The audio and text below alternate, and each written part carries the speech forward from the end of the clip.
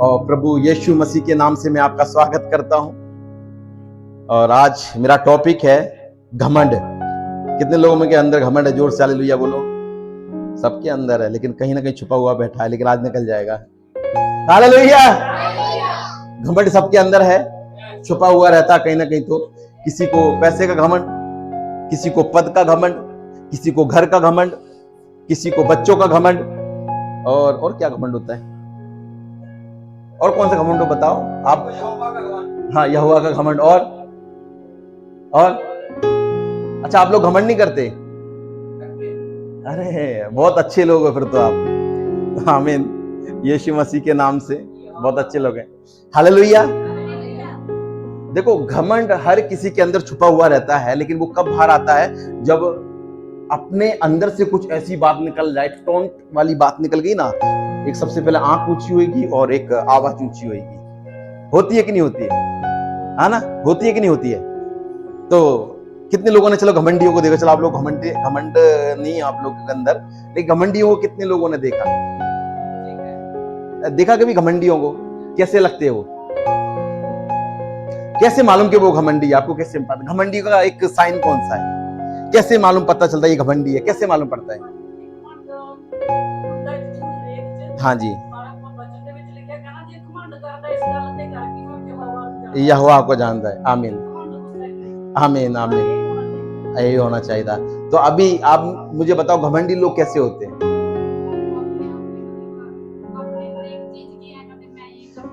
आपको अच्छा beauty parlour आता है, आपको घमंड है कभी इस गांव में मैं ये ब्यूटी पार्लर हूँ, ये घमंड है अपने अंदर। हाँ ना, सच्चाई है ना। आप एक अच्छा काम कर रहे हो, आप भाई एक पद पर हो, आप भाई आत्मिक तौर पे भी लेवल में घमंड आता है कि भाई पास्टर जी मुझसे ज्यादा अटैचमेंट करते हैं ना, मेरी ज्यादा बात है, वो भी एक घमंड है। देखो, घमंड सबके अंदर कहीं ना कहीं क्या है? छुपा हुआ है। लेकिन आज पकड़ेंगे उसको, मारोड़ के बेदी पे लाएंगे घमंड को। Hallelujah, hallelujah. तो जितने भी लोगों के अंदर घमंड है, जोर से हालेलुया। अरे बोला नहीं। आपको लगता नहीं है? घमंडी, एक्चुअली घमंड जो है तुरंत दिखता नहीं है, वो टाइम पे दिखता है, सही समय पे वो दिखता है। तुरंत कोई नहीं दिखाया मैं घमंडी हूं, है ना? तुरंत दिखाता है नहीं। शांत जब बात आती है अपने ऊपर, तो घमंड शुरुआत हो जाता है। Hallelujah, hallelujah. तो सबके अंदर क्या रहता है? घमंड रहता है। कितने लोगों को पसंद है घमंड? नहीं पसंद ना? हाँ, तो हाँ, ये माड़ी है। आज चीज की है, माड़ी है। तो आज हम पकड़ के इसको वेदी में लाएंगे। हालेलुया, मेरे साथ हो? तो आज का टॉपिक मेरा क्या है? अरे जोर से बोलो ना। अरे बाहर वालों को सुना दो, मुझे मत सुन। एक ही बहन देखो, एक 1 2 3, 1 2 3, 1 2 3। पड़ोसी को बोलो, आपके अंदर नहीं है ना घमंड? क्योंकि चर्च में घमंडी लोगों का नहीं है, ये नम्र लोगों का है। हालेलुया। तो मेरा टॉपिक कौन सा है? घमंड। आज का विषय हमारा क्या है? घमंड। आमीन। तो घमंड कैसे आता है बहन? ओके आंटी जी,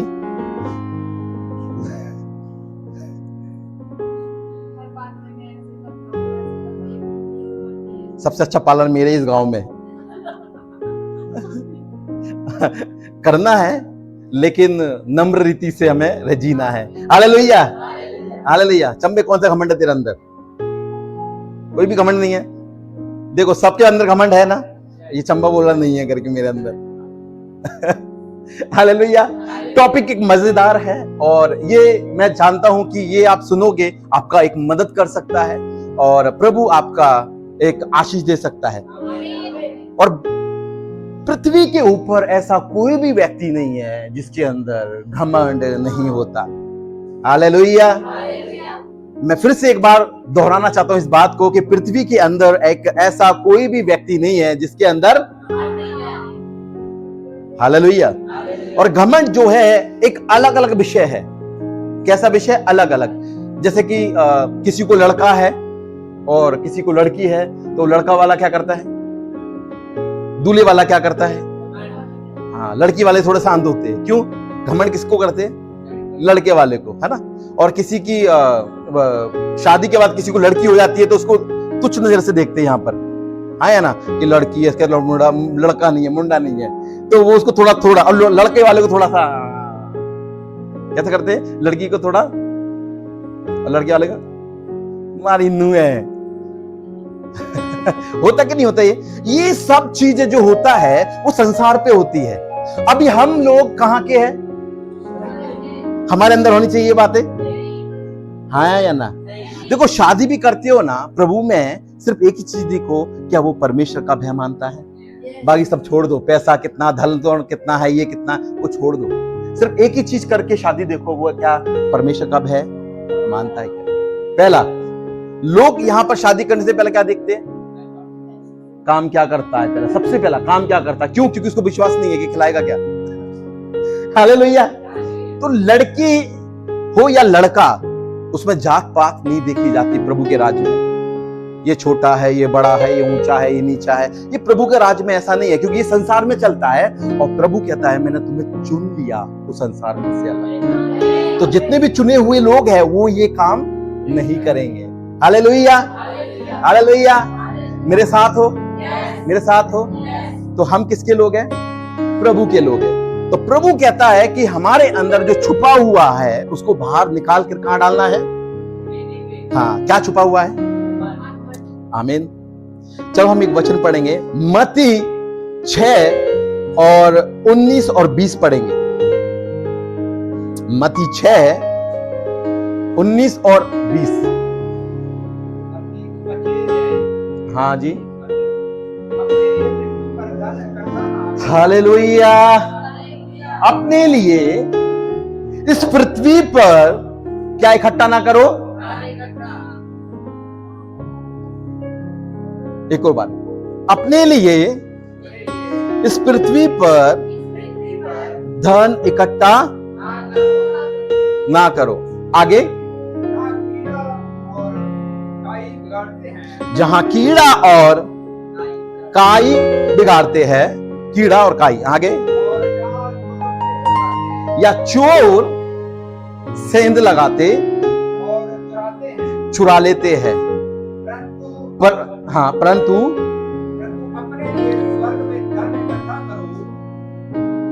अपने लिए स्वर्ग में कहां करना है? कहां करना है? स्वर्ग में। आगे, ना तो कीड़ा लगता है और ना ही काई लगते हैं,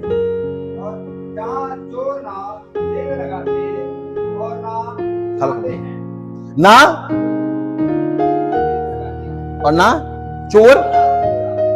अब ये जो वचन है, मैं जानता हूं आप लोगों ने कितनी बार पढ़ा है, आप लोगों ने बहुत बार पढ़ा होगा इस वचन को, और बहुत सारे लोग जानते हैं इस वचन के बारे में। लेकिन मैं आपसे थोड़ा सा साझा करना चाहता हूं, आपसे कुछ बातें।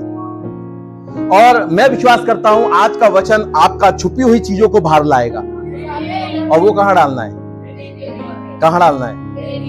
वेदी पर। वेदी पे आना बहुत जरूरी है। हालेलुया। अभी मैं आपको कुछ बताना चाहता हूं। यहां पर लिखा है, अपने लिए पृथ्वी पर धन इकट्ठा ना करो। क्या इकट्ठा ना करो? अभी सवाल यह उठता है कि पिता ऐसा क्यों चाहता है कि आप पृथ्वी पर धन इकट्ठा ना करो? मतलब धन क्या है आज? पैसा। और क्या है संसार के हिसाब से धन? प्रॉपर्टी। और क्या है? हीरे जवाहरात, जो भी है। और अब परमेश्वर को इस धन के अंदर क्या चीज दिखती है जो हमें मना करता है? क्या धन कोई गलत चीज है? नहीं। तो पिता ऐसा क्यों कहता है कि धन इकट्ठा मत करो? क्यों? मतलब परमेश्वर क्या कहता है कि तुम्हारे अंदर मैं नम्रता देखना चाहता हूं, एक दीनता देखना चाहता हूं। और जब आपके अंदर नम्रता रहेगी, दीनता रहेगी, तो मैं आपको ऊंचा उठाऊंगा। हालेलुया। अब जो अन्य जाति है, मेरे इकट्ठा जब होता है तो सबसे पहले आपका कैरेक्टर में बदलाव आता है। क्या आता है? कैरेक्टर में। और तो परमेश्वर कहता है अगर तूने धन इकट्ठा किया तो तू बदल जाएगा। हाँ या ना? हाँ या ना? तो यहां पर कहता है तू अपने लिए पृथ्वी पर धन नहीं तो क्या बदल जाएगा। कौन बदल जाएगा? कौन बदल जाएगा? मनुष्य। मतलब बहुत अच्छा है, जो जरूरत को पूरा हो रहा है ना, वो जीवन नहीं। तो अगर आप पैसे को नहीं संभाल पाओगे तो पैसा आपको घमंडी, आपके अंदर कब घमंड आ जाएगा आपको पता ही नहीं चलेगा। और जहां भी आप जाओगे घमंड से ऐसा मैं ही तो रमखानो कोई है ही नहीं। समझ लो जिसके पास BMW है और जिसके पास घर है, गाड़ी है, बंगला है, तो वो नम्र तो हो ही नहीं सकता। क्यों? उसके अंदर एक घमंड आ गया। लेकिन स्वर्गीय पिता कहता है कि तेरा जो घमंड है वो तुझे नाश कर देगा। तो इसके लिए परमेश्वर धन के खिलाफ नहीं है। धन के वजह से तू बिगड़ जाएगा, इसलिए तुझे वो खोना नहीं चाहता। इस कारण की वजह से आपको प्रभु में आने के बाद भी संघर्ष होता है। बहुत लोग कहेंगे क्या दिया तेरे प्रभु ने, तेरे पास तो कुछ भी नहीं है। लेकिन उनको कौन समझा है कि पिता मुझसे बहुत प्यार करता है, मेरी जरूरतों को पूरा करना मेरे लिए इतना ही काफी है। Hallelujah, hallelujah. अभी दिलचस्प की बात यह है कि पिता कहता है कि धन इकट्ठा मत कर। यह बहुत बड़ी बात है। क्यों? क्योंकि धन के अंदर हमारी शारीरिक जीवन बिगड़ जाएगा, हमारा आत्मिक जीवन, क्योंकि हम संभाल नहीं पाते। तो पिता ने ऐसी बातें कहकर इस विश्वासियों को चेतावनी दे रहा है कि धन इकट्ठा मत कर। हालेलुया। ये किसने कही ये बातें? प्रभु यीशु ने। किसने कही ये बातें? प्रभु ये बातें कही। आपको पता है ये बातों के पढ़ रहा था पृथ्वी पर धन इकट्ठा ना करो, लेकिन मुझे पवित्र आत्मा धनी के पास लेके गया, क्योंकि धनी व्यक्ति के पास ये था इसलिए वो नहीं जा पाया। हालेलुया। इसलिए यीशु ने एक कहानी कही थी कि एक धनवान था और उसके पास बहुत कुछ था, लेकिन वो जा नहीं पाया। क्यों नहीं जा पाया? धन के अंदर प्रॉब्लम नहीं थी, धन की वजह से उसके अंदर घमंड आ गया। धन को वो संभाल नहीं पाया। तो आज पिता क्या कहता है कि मैं तुम्हें कहता हूं कि पृथ्वी पर धन इकट्ठा, लेकिन हम लोग क्या करते हैं? लेकिन पिता ने इस धरती पर इकट्ठा करने के लिए नहीं बुलाया आपको। क्यों पिता इकट्ठा नहीं करना चाहता? पहला, क्योंकि स्वर्ग में वचन चलता है और धरती पर धन चलता है। तो अभी आपका चुनाव है कि आप स्वर्ग के धनी होना चाहते हो कि इस संसार में धनी होना चाहते हो। तो धनी व्यक्ति के पास संसार का सब कुछ था, दौलत था, शौहरत था, सब कुछ उस धनी व्यक्ति के पास था, लेकिन उसका एंड जहां पर हुआ है उसके पास वो चीजें नहीं थी जो आगे का जीवन व्यतीत कर सकता है। समझ में आ रहा है? उस धनी के पास क्या नहीं था? सुनो, आपका जो जीवन चल रहा है, श्वास चल रही है, खाने के लिए आपको ये धन एक प्रोवाइड कर सकता है खाने के लिए, लेकिन जब आपका अंत होता है उसकी आगे की जर्नी वचन कैरी करने वाला वो जीवित रहता है। अब आपका चुनाव है, आप पैसे के लिए भाग रहे हो या उस धन के लिए जो स्वर्ग में भी संभाल सकता है और धरती पर भी संभाल सकता है। इसलिए परमेश्वर कहता है मनुष्य केवल रोटी से नहीं परंतु परमेश्वर के वचनों से। आज बहुत सारे विश्वासी उस पैसे के लिए क्या करते हैं? आज कौन सा दिन है? सबात। किसके लिए गए? अभी वो जो पैसा है उसको कहां लेके जा रहा है? नाश के रास्ते पे। क्यों? क्योंकि वो शरीर से जी रहा है, उसके अंदर विश्वास नहीं है कि वो पिता उसको खिला सकता है। और पिता पूरा दिन नहीं मांगता, सिर्फ 3 घंटे नहीं दे पा रहे जीवित परमेश्वर को जिसने आकाश और पृथ्वी को बनाया। सिर्फ 3 घंटे नहीं दे पा रहे उसको, एक शर्मिंदा की बात है, उस सृष्टिहार जो जीवन का रचनहार, उसको हम 3 घंटे नहीं दे पाते। और फिर उस धनी व्यक्ति ने क्या कहा, एक पानी की बूंद दे दे। तो वो कहता है पानी की बूंद कुछ नहीं मिलेगी, ऊपर तूने बिस्लरी पिया ना, ऊपर तू एसी में रहा, अभी तू तड़प। हालेलुया। ऊपर आप बिस्लरी मिल रही है, एसी में बैठ सकते हो, लेकिन जहां पर तुम्हारा एंड होएगा वो उसके बाद क्या, उसके बाद क्या। तो पिता हमसे बहुत प्यार करता है, इसलिए हमें समझा रहा वचनों में कि तुम पृथ्वी पर धन इकट्ठा मत करो, क्योंकि जो तेरे पास है उसी में संतुष्ट रहो। और जो धन आप इकट्ठा कर रहे हो उसमें क्या लगते हैं, कीड़े लगते हैं। क्या लगते हैं? इकट्ठा करने से क्या होता है? कीड़ा। आप देखो, आज की स्थिति में फ्रिज है, क्या है? तो आप बासी खाना रख सकते हो 1 दिन, 2 दिन, 3 दिन, उसके बाद वो भी खराब हो जाएगा। फ्रिज के अंदर होएगा कि नहीं होगा खराब? क्योंकि फ्रिज क्या देता है? ठंडा ही देती है। क्या देती है?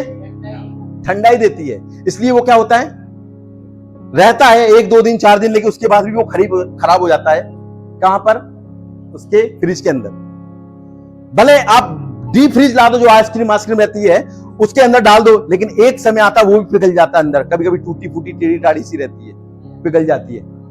लेकिन मेरा परमेश्वर कहता है तुम्हारे अंदर मेरा जीवन है, मेरी उपस्थिति है, तुम कभी भी खराब नहीं होंगे, तो हमेशा एक सुगंधित महक जीवन जियोगे। Hallelujah, hallelujah. तो अब जो इकट्ठा करते हैं लोग, हम एक वचन में जाएंगे, निर्गमन 16 से पढ़ेंगे, 16 से 16 जल्दी पढ़ेंगे। निर्गमन 16 का 16 पढ़ो। कीड़ा भी लगा होगा किसी न किसी को, देखो इकट्ठा करने वालों को। हाँ,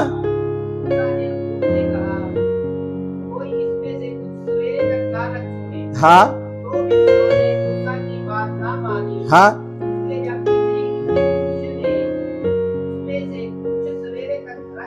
हाँ। हालेलुया। अब यीशु जानता है जंगल में इन लोगों ने इकट्ठा किया, मेरे कीड़े पड़ गए थे वहां पर। अब यीशु यहां पर वही चीज समझा रहा है कि पृथ्वी पर धन इकट्ठा मत करो, वहां पर कीड़ा लग जाता है। मतलब जो चीज आप इकट्ठा करते हो उसके अंदर कीड़े लगते हैं। इकट्ठा कौन करता है? जिसका भरोसा परमेश्वर पर नहीं है। आपका एक दिन का परमेश्वर है या हर दिन का परमेश्वर है? जिसका हर दिन का परमेश्वर है वो हर दिन अपने लिए चिंता नहीं करेगा, वो हर दिन परमेश्वर उसको खिलाएगा। और जिसका एक दिन का परमेश्वर है वो इकट्ठा करेगा, क्योंकि उसको डर है कल मैं क्या खाऊंगा। तो यहां पर यही हो रहा था, अपने अपने अनुसार नहीं बीन रहे थे, वो इकट्ठा कर रहे थे कि कल भी चले, लेकिन परमेश्वर इसमें खुश नहीं हुआ कि वो इकट्ठा करे। तो यीशु यहां पर उन्हीं लोगों को यही समझा रहा था कि तुम्हारे बाप दादा जंगल में जो रोटी खाई वो मर गए, लेकिन मैं जीवन की रोटी हूं और मैं तुम्हें हर दिन रोटी खिलाऊंगा। हालेलुया। तो धन इकट्ठा जब आप करते हो तो वहां पर धन के अंदर कीड़ा नहीं लगता, धन के द्वारा आपके अंदर वो कीड़ा आ जाता है। कौन सा कीड़ा? घमंड का। हालेलुया, हालेलुया, मेरे साथ हो। तो अब यीशु उनको बातें समझा रहा है कि तुम्हारा जो धनी बनना कोई बुरी बात नहीं है, लेकिन आपका जो घमंड है वो आपको नाश के रास्ते पे लेके आ जाएगा। क्या लेके आएगा आपको नाश के रास्ते? घमंड। हालेलुया, समझ में आ रहा है? तो वहां पर इस्राएलियों ने थोड़ा जो बटोरा है उसके जीवन में कभी कमी घटी नहीं है। क्या लिखा वहां पर? उसके पास क्या है? थोड़े के पास क्या है? थोड़े वालों के पास क्या है? अरे कभी आ ही नहीं सकती। मैं आपको बोला कभी आ ही नहीं सकती। अगर संसार में अकाल है और तुम्हारे पास थोड़ा आटा है, वो अकाल भी खत्म हो जाएगा, तुम्हारा आटा खत्म नहीं होगा। इसलिए विधवा कहती है कि मेरे पास थोड़ा सा मैदा। क्या कहती है? और थोड़ा सा। 1 राजा 16 में पढ़ना घर पे जाके। इसलिए यहां पर कहता तुम्हारे पास जो थोड़ा है, प्रभु कहता उसी को मैं मल्टीप्लाई करूंगा। उसी को मैं अधिक करूंगा, और लेकिन जिसके पास अधिक है उनके अंदर मैं कीड़े डाल दूंगा। हालेलुया। समझ में आ रहा है कि नहीं आ रहा? तो आपके अंदर परमेश्वर ने एक ऐसी चीज डाली है जो आप भूखे प्यासे कभी नहीं मर सकते, क्योंकि यीशु आपके लिए भूखा प्यासा मर गया। अरे यार मजा नहीं आया, जोरदार ताली बजाए प्रभु यीशु के लिए। तुम्हें भूख ना लगे, प्यास ना लगे, इसलिए वो क्रूस पर भूखा और प्यासा इसलिए लगता ताकि हम जीवन की रोटी और जीवन का पानी पी सके। हमारे लिए कोई कमी घटी नहीं है, लेकिन उनके पास जरूर कमी घटी आ जाएगी जिसके पास बहुत है। अब ये कमी घटी कैसे आएगी? नेट के द्वारा। नेट बंद, पेट्रोल नहीं आता, नेट बंद, पैसा नहीं निकलेगा, नेट बंद, सब काम ठप। अब इनका विश्वास किस पे? और पैसे का विश्वास किसके? नेट। क्योंकि बैंक जब तक पैसा नहीं देगी जब तक नेट नहीं आएगा। तो अब ये दुनिया किधर की ओर जा रही है? नाश के रास्ते की ओर। लेकिन मेरा प्रभु कहता है तुम हर दिन जियो, बैंक में इकट्ठा मत करो, आनंद के साथ जियो। जो भी तुम्हारे पास है उससे आप आनंद लेते जाओ। इकट्ठा करने से कोई फायदा नहीं है, क्योंकि तेरा परमेश्वर हर दिन का है। आकाश और पृथ्वी टल जाएंगे, लेकिन परमेश्वर का वचन कभी नहीं टलेंगे। परमेश्वर का वचन कभी नहीं टलेगा। परमेश्वर का वचन कभी नहीं टलेगा। परमेश्वर का वचन कभी नहीं टलेगा, क्योंकि उसने खुद कहा है कि मैं तुम्हें खिलाऊंगा, मैं तुम्हें पिलाऊंगा। हालेलुया। और अब तक खिला भी रहा है और पिला भी रहा है। हालेलुया। तो जो आपके पास कितना है? और वो विधवा सोच रही थी कि देखो, एक मजे की बात मैं चाहता हूं, कहानी पढ़ो। एक राजा, वो क्या लकड़ी बीन रही थी। फटाफट जाएंगे। एक राजा 17 और वचन 8 से पढ़ो। सुनो, परमेश्वर ने एलिया को पहले ही बोल दिया, एलिशा को क्या बोला पहले? कि मैंने तेरी यहां व्यवस्था बना के रखी है। कहां पर? एक विधवा के। और विधवा को पता ही नहीं है, विधवा टेंशन में है। विधवा सोच रही है कि मेरे पास थोड़ा सा आटा है, थोड़ा सा तेल है, तो मैं और मेरा बेटा, मेरा घराना मिलकर क्या होने वाले? हम क्या मरने वाले हैं? कैसे मरने वाले हैं? मतलब खाकर वो मरने वाले हैं। उसके अंदर विचार था, एक डर था। क्या था? कि हम लोग खाकर क्या करने वाले हैं? मरने वाले हैं। और यहां पर परमेश्वर वचन कहता है कि मैंने तुझे आज्ञा दी है उस विधवा से कि तुझे वो खिलाएगी। लेकिन परमेश्वर ने उसके लिए एक योजना बना के रखी कि वो मरेगा नहीं, क्योंकि मैंने उसको जीवित रखने के लिए एक सेवक के पास भेजा है। मतलब एक सेवक को वहां पर भेजा है। कहां पर? एक विधवा के पास। समझो इस कहानी को। यहां पर एक विधवा जो क्या बीन रही थी? लकड़ी बीन रही थी। और लकड़ी बीनते हुए उसको देखा और कहा कि मेरे लिए एक पानी दे और मेरे लिए क्या बना ला? रोटी का टुकड़ा लेके आ। यहां पर वो विधवा टेंशन में इसलिए क्योंकि उसके पास पैसा नहीं है, क्योंकि अकाल पड़ा था। उसके पास खाने को नहीं है क्योंकि अकाल पड़ा था। लेकिन परमेश्वर ने पहले से उस विधवा का प्लान करके रखा है कि मैं तुझे आज्ञा देता हूं, वहां पर जा और वहां पर वो विधवा तुझे खिलाएगी। लेकिन विधवा के पास जब गया वो, तो विधवा के पास क्या था? टेंशन, चिंता। क्यों? क्योंकि उसके पास क्या था? क्या था? क्या था? तो मतलब परमेश्वर कहता है जिसके पास थोड़ा है उसके पास मैं जाता हूं और उसके थोड़े को लेकर मैं मल्टीप्लाई करता हूं। और जब मल्टीप्लाई मतलब बहुताई से बढ़ा देता है परमेश्वर, क्योंकि वो थोड़े पर विश्वास योग्य बना रहता है। सुनो, अगर आपके पास थोड़ा भी विश्वास है राही के बराबर, आप पहाड़ को हिला दोगे, क्योंकि परमेश्वर थोड़े में देखता है। हालेलुया। अगर आपके अंदर थोड़ा भी विश्वास है तो आप इस पहाड़ को भी हिला सकते हो, क्योंकि परमेश्वर बड़ा नहीं देखता। परमेश्वर थोड़ा सा देखता है। इसलिए संसार के लोग बड़ा देखते हैं और परमेश्वर कहता है मैं थोड़ा देखता हूं। इसलिए संसार के लोग गोलियत के समान बड़ा देखते हैं और हम लोग दाऊद के समान। हालेलुया। मैं आपको कहना चाहता हूं, आपका परमेश्वर आपको खिलाना जानता है। आपका धन दौलत के ऊपर विश्वास नहीं होना चाहिए, आपका विश्वास राही के बराबर उस परमेश्वर पर होना चाहिए। अगर आपके पास खाना भी नहीं रहेगा, कौवे की तरह परमेश्वर आपके लिए आज्ञा निकाल देगा कि इसको खिला, कि मेरा सेवक वहां पर है। हालेलुया। और यहां पर छोटा सा आटा और परमेश्वर ने बहुतायत कर दिया। तो सोचो आपके पास थोड़ा क्या है आज? क्या है थोड़ा? क्या है थोड़ा? नहीं आया नहीं आया, नहीं आया, नहीं आया। थोड़ा सा आप परमेश्वर के पास लेके आओ, परमेश्वर थोड़े में से ही आपको मल्टीप्लाई करना जानता है। हालेलुया। इसके लिए वो विधवा ने कॉइन डाला, वो कितना था? थोड़ा।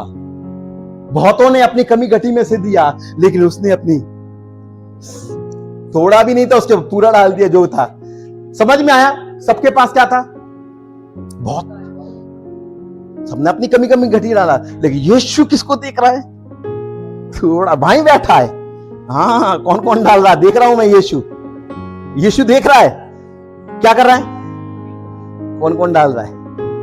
और यीशु ने देख लिया उसको, तो यीशु कहता है, ये थोड़ा सा तेरा डालना है ना, तुझे युग युग लोग याद करेंगे। थोड़ा सा डालना, अगर यीशु ने देख लिया, आपको लोग युग युग याद करेंगे। आज याद करते हैं ना, बाइबल के अंदर तो विधवा ने बोया। क्यों याद करते हो? क्योंकि किसी ने तो देखा उसको और उसने उसको बढ़ा दिया। भाई इसको तो युग युग याद करेंगे लोग। Hallelujah, hallelujah. इसलिए मैं आपको बोलना चाहता हूं, परमेश्वर आपके अंदर घमंड नहीं देखना चाहता। क्यों? क्योंकि वो आपको हर दिन खिलाना जानता है। हालेलुया। घमंड किसके अंदर आता है? बोलो अभी, किसके अंदर आता है? जो इकट्ठा करता है, जो अपने आप में घमंड करता है। हम एक लास्ट वचन पढ़ेंगे, 6:16। 6 बोलो, 6 चीजों से परमेश्वर बैर रखता है, नहीं घृणा करता है। कितनी वस्तुएं? कितनी वस्तुएं?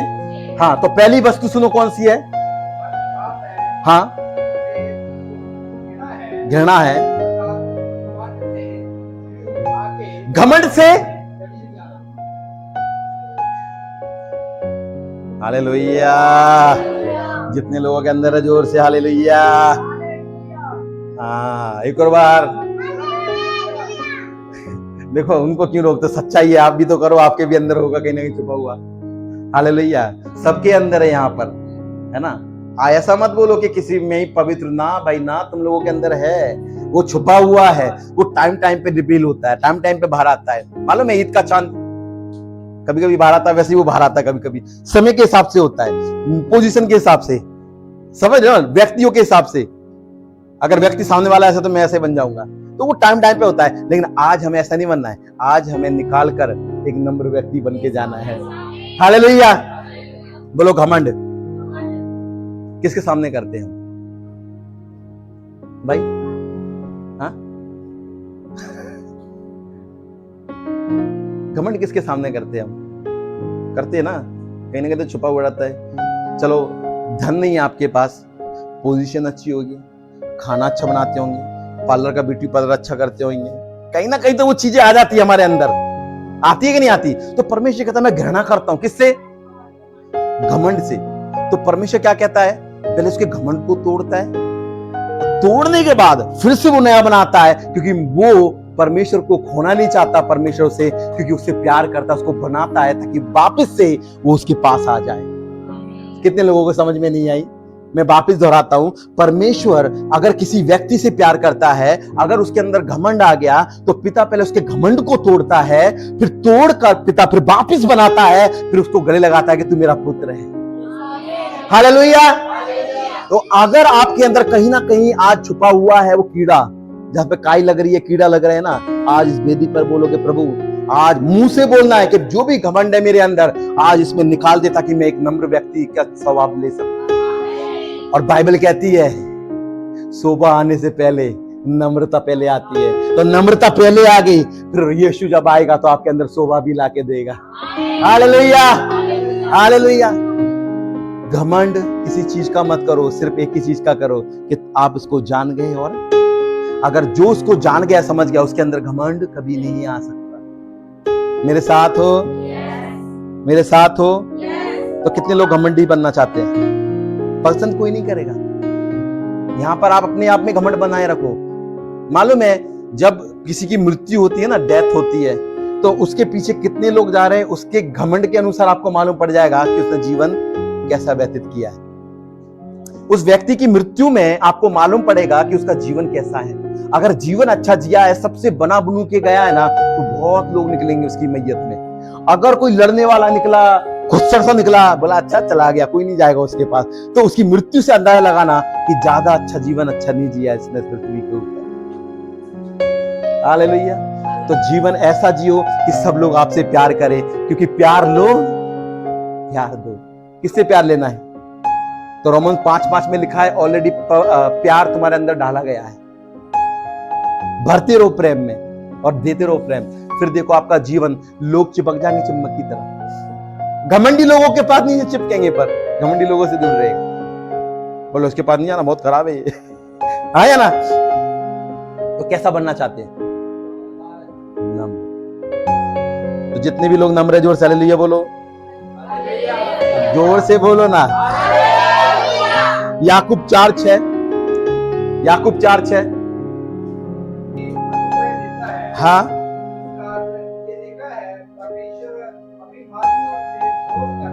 और नम्र लोगों पे क्या करता है? और अभिमानी यानी घमंडी से। तो आप कौन सा व्यक्ति बनना चाहते हो उसके सामने? टूटना चाहते हो? देखो कहीं ना कहीं आप लोगों ने कहीं ना कहीं तो घमंड आया होगा, ठीक है जी। पैसा नहीं है, गाड़ी नहीं है, लेकिन कुछ कुछ ऐसी अंदर आपकी चीजें हैं जो पिता को पसंद नहीं है। तो उसको आज वेदी पर डालो और एक नए व्यक्ति बन के जाओ। अनुग्रह आपके अंदर बहुत आए से परमेश्वर ढाल देगा। हालेलुया। तो कितने लोग चाहते हैं कि आज से मैं नया बनूं? यहां से लगता है नहीं तो कुछ नहीं मिलेगा। घमंड रखोगे, क्योंकि परमेश्वर खुद क्या था, किसका विरोध करता है परमेश्वर? हम नहीं करते विरोध, वो खुद ही हैंडल करता है। क्यों? क्योंकि वो प्यार करता है, ताकि तोड़कर वापस नया बना दे। हालेलुया। सुबह के वक्त में वही चीज मैं आपसे कहना चाहता हूं कि पैसे के लिए मत भागो, पैसा तुम्हारे पीछे भागने दो, पैसा तुम्हारे पीछे भागने दो। तुम परमेश्वर का राज का पीछा करो, संसार का सब कुछ तुम्हारा पीछा करता आएगा। आप कौन सा व्यक्ति बनना चाहते हो? परमेश्वर के पीछे भागने वाले व्यक्ति या पैसे के पीछे? इसलिए परमेश्वर का वचन कहता है पैसा और परमेश्वर दोनों साथ में आप आराधना नहीं कर सकते, एक को चुनना पड़ेगा। तो पैसे को या आप किसको चुन रहे हो? धनी व्यक्ति की तरह क्या करोगे? पानी भी नहीं मिलेगा। मैं नहीं कहता, वचन में ही लिखा है आपका कि एक बूंद के लिए तड़प रहा था वो धनी व्यक्ति, कुछ मिला? देखो हमको तो पिता ने पहले ही जाहिर कर दिया, तो हमें बुद्धिमानी से जीवन जीना है। हालेलुया। इस धरती पर आपके पास आज नहीं है तो इसका मतलब ये नहीं कि आप भूखे मर जाओगे। पिता कहेगा कल का दिन मैं तुम्हें नया दूंगा, तू नहीं मन्ना दूंगा मैं आपको। हालेलुया।